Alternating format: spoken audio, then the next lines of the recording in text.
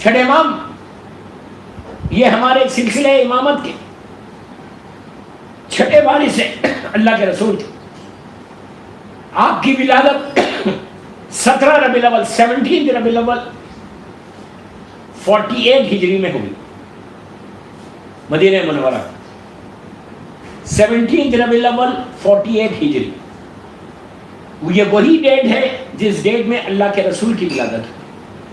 17 ربیع الاول دو صادقین کی ولادت کا دن ہے, دو معصوم کی ولادت, 7ویں امام کی, چھٹے امام کی اور اللہ کے رسول کی.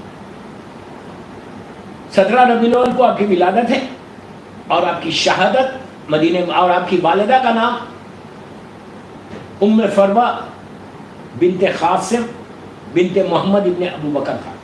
یہ محمد ابن ابو بکر کی نسل سے تھی, پوتی تھی, گرینڈ ڈاٹر تھی.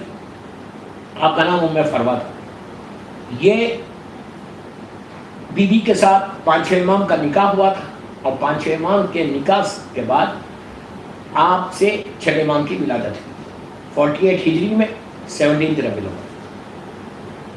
اور آپ کی شہادت, آپ کی ایج 65 ایئرس میں آپ شہید ہوئے اور آپ کی شہادت جو ہے 83 ہجری میں آپ کی شہادت ہے اور وہ مدینہ منورہ میں ہوئی.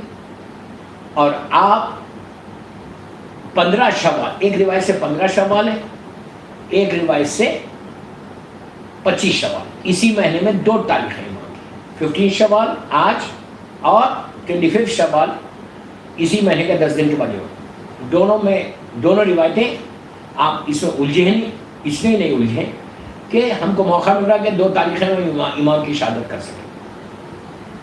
اور آپ نے شیعت کو ظاہری طور پر, ویسے ہر امام نے کیا, ظاہری طور پہ تھوڑا سا موقع امام کو ملا تھا اس لیے کہ بنی امیہ کی حکومت کا خاتمہ تھا, اینڈ آف بنی امیہ ڈائنیسٹی تھی اور بنی عباس کی ڈائنیسٹی کا آغاز تھا. آپ کے خاتر کا نام منصور دوانقی ہے. یہ بنی عباس کا وہ ظالم حاکم ہے کہ جس نے بغداد, دوسرا حاکم ہے بنی عباس کا, سیکنڈ خلیفہ ہے, اور اس نے بغداد کی تعمیر اسی کے زمانے میں شروع. بغداد شہر اللہ کے رسول کے زمانے میں نہیں تھا, مولا کے زمانے میں بغداد نہیں تھا. بغداد کا فاؤنڈیشن جو ہوا یہ بنی عباس نے کیا, بڑے ظلم سے یہ شہر بنا. اس کے بعد ہارون رشید ظالم بنتا ہے, ہارون رشید نے اس کو کمپلیٹ کیا اور بغداد ایک ایسا شہر بنا کہ جہاں پہ شیعہ نے حیدر کرار پر بے انتہا ظلم ہوا. کبھی میں جب انشاءاللہ 7ویں امام کی حالات کی مجلس پڑھتا ہوں, میرے مجلس سے آنے والی ہے, تو اس میں جو ہے 25 رجب کو جو آپ کی شہادت ہے تو اور 7 صفر آپ کی ولادت ہے, تو اس میں ڈیٹیل میں بتاؤں گا. آج تو میں چھٹے امام ہی کے ارشادات پہ مجلس پڑھ رہا. تو یہ تھا کہ آپ کی زندگی کا ایک ہلکا سا اسکیچ کہ جو آپ کی شہادت اور آپ کی ولادت بتا رہی.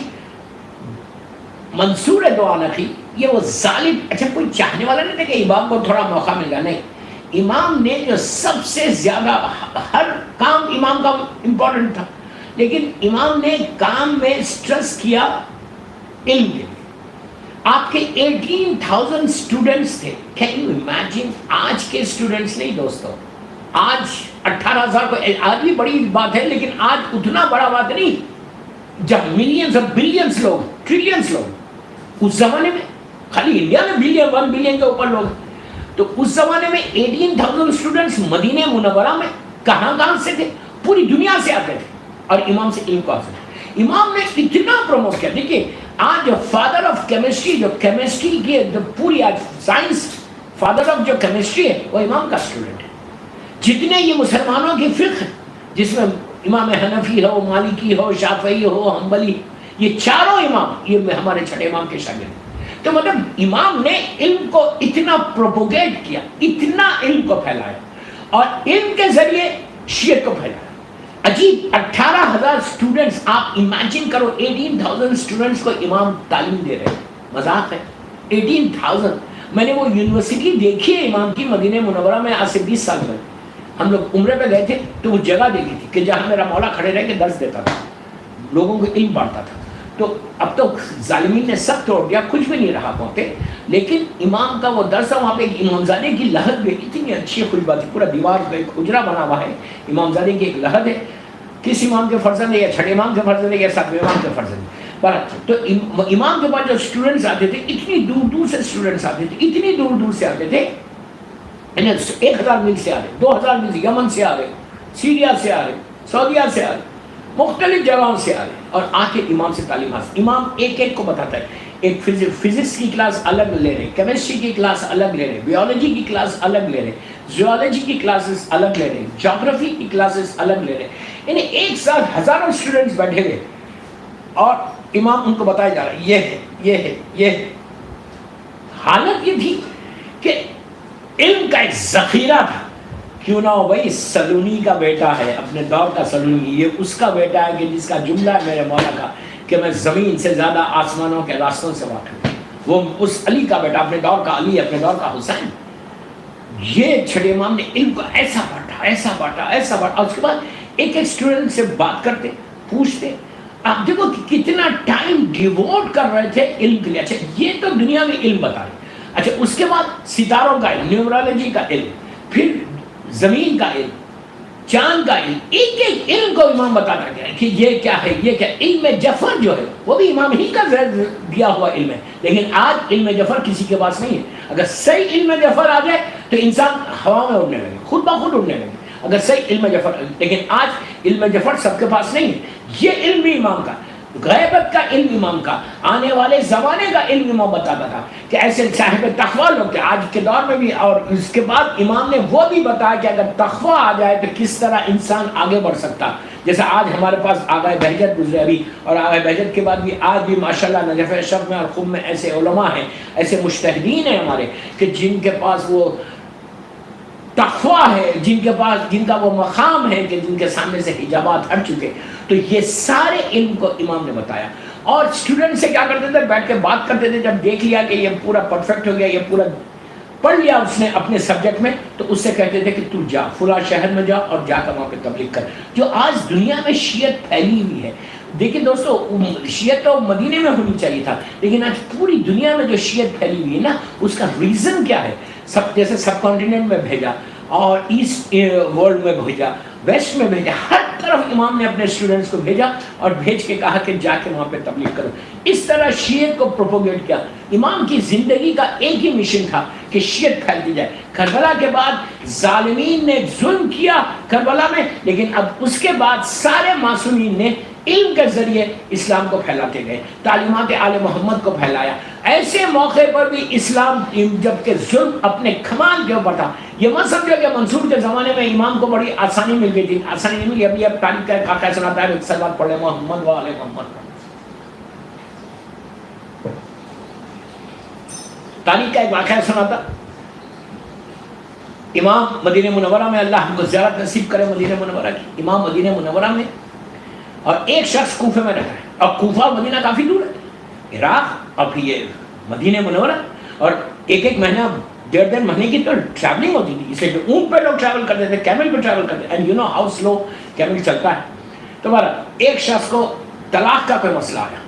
امام کا بڑا چاہنے والا تھا، کوفے میں رہتا تھا. بڑا مسئلہ آیا طلاق کا، اس نے طلاق دے دی تھی، اس کو رجوع کرنا چاہتا تھا. تو اس نے کہا کہ میں امام سے بغیر پوچھے نہیں کر سکتا. تو he traveled all the way from Kufa to Medina Munawwara. آیا جب شہر میں انٹر ہوا تو اس کا ایک دوست جو مدینے میں رہتا تھا، شہر میں اس کی ملاقات ہوئی. اس نے کہا نہیں کدھر آ گئے کوفے سے، اتنی دور ہے، کوئی خاص بات ہے؟ اس نے کہا کہ نہیں میں مولا سے ملنا چاہتا ہوں. اس نے کہا خیر تو ہے؟ تو کہا ہاں میرا ایک مسئلہ ہے اور میں امام سے پوچھ کے اس کو حل کرنا چاہتا ہوں. اس نے کہا لیکن تم اب تو نہیں جا سکتے. اس نے کہا نہیں میں اتنی دور سے آیا ہوں، I want to meet him. اس نے کہا بھائی اپنی جان کی حفاظت کرو، تم سوچ بھی نہیں سکتے اس وقت جانا امام کے پاس. امام کے گھر کے اطراف منصور دوانقی ظالم نے یہاں کے گورنر کے ذریعے اتنی سیکیورٹی بٹھا دی، اتنے سپائز بیٹھے ہوئے سامنے کے گھر میں، ادھر کے گھر میں، اور بیٹھ کے اور 24 آورس دیکھتے رہتے کہ کون امام کے پاس آ رہا اور کون امام کے پاس آ رہا. اور امام کی محفل میں بھی حکومت کے لوگ بیٹھے ہیں، جو امام سے کے پاس آتا ہے اس کو گرفتار کرتے ہیں اور اس کو غائب کرتے ہیں. تم اگر اپنی جان کی حفاظت کرنا چاہتے تو میری رائے یہ ہے کہ تم جاؤ مت، تم واپس چل جاؤ کوفہ۔ اس نے کہا یہ تو پاسبل ہی نہیں ہے کوفہ واپس جانا، مجھے امام سے مسئلہ معلوم کرنا، میں اتنی دور سے ٹریول کر کے آیا، 1 مہینے کے قریب کی ٹریولنگ ہے میری، وہاں سے اتنی دور سے آیا ہوں، how can I go back without asking امام اور وداؤٹ سیئنگ امام؟ تو اس نے کہا تمہارے اوپر ہے۔ اتنے میں یہ لوگ بات نہیں کر رہے تھے، ایک ویجیٹیبل وینڈر، ویجیٹیبلز بیچنے والا، اس زمانے میں ویجیٹیبلز جو بیچتے تھے، جیسے آج آپ دیکھتے ہیں کہ دکانیں لگتے ہیں، لوگ سر پہ رکھے بنڈی میں رکھے ترکاری بیچتے ہیں، اسی طرح اس زمانے میں سر پہ ٹوکرا رکھے، سر پہ ایک باسکٹ رکھے، ویجیٹیبلز رکھے، وہ پکارتا تھا، ایک بازار، ایک گھر میں جا کے گھر کی طرف جا رہا گلیوں، جیسے آج بھی ہوتے ہیں، ایک ویجیٹیبل وینڈر سامنے سے پکارتا ہوا گیا، ایک دم اس کے ذہن میں خیال ہے، اس نے روکا، کوفی نے روک کے کہا، اس نے نیچے اتار کے رکھ دی پوری باسکٹ، اس نے کہا یہ پوری ترکاری مجھے بیچ دو گی؟ اس نے کہا یہ تو بہت اچھی بات ہے، تھینک یو ویری مچ، اب مجھے ادھر ادھر جانے کی ضرورت ہی نہیں۔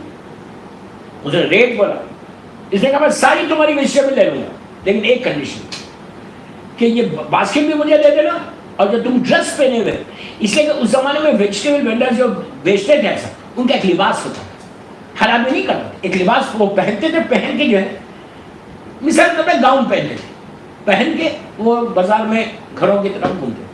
اس نے کہا مجھے کوئی اعتراض نہیں، اس نے کہا میں اس کے پیسے بھی دے دوں جو بھی تیرے ڈریس کا پیسہ۔ اس نے ڈریس اتارا، اس نے ڈریس پہن لیا، پوری باسکٹ دے لی، اس کو پیسے دے۔ آپ دیکھو کیسا سخت زمانہ تھا، سر پہ رکھا، اور یہ کوفے سے آنے والا، اس کو کوئی جانتا نہیں تھا، یہ پکارتا ہوا کہ میرے پاس ویجیٹیبل میں یہ ہے، یہ ہے، یہ اس گلی میں گیا، اس گلی میں گیا، اس لین میں گیا، اس لین میں گیا، مختلف لینز میں جاتے جاتے امام کا گھر جس لین میں تھا وہاں پہ وہ پکارتے پکارتے آواز بلند کرتے کرتے امام کے دروازے کے پاس بھی آ کے اس نے پکارا۔ جیسے ہی پکارا اندر سے غلام باہر آیا، بلا کے کہا کہ اندر آ، تجھ سے ترکاری لینا ہے۔ اچھا سامنے جتنے اسپائس تھے وہ لوگ بیٹھے، ٹھیک ہے ترکاری والا آیا، ویجیٹیبل والا آیا، اور اندر بلا کے دے، کچھ نہیں کیا۔ امام نے اس کو اندر بلایا، اس نے ترکاری رکھی، مولانا نے کہا تیرے مسئلے کا جواب یہ ہے۔ دیکھو امام یہ ہوتا، کیسا خیال رکھتا، یہ بولنا چاہتا، اس میں یہ بھی ایک پیغام، کیسا امام آپ کو ٹیک کیئر کرتا۔ اف یو لو ریئلی امام، امام ول ٹیک کیئر آف یو، یہ یاد رکھو، یہ بھی بہت بڑا پیغام تھا کہ ہاؤ امام ول ٹیک کیئر آف یو۔ دیکھو اس طرح کرنا، آج کے دور کا امام بھی یہی ہے، آج پھر بول رہا، آج کے دور کا بھی زمانے کا امام یہی کرتا ہے۔ یہ مت سمجھو کہ امام is not taking care of you,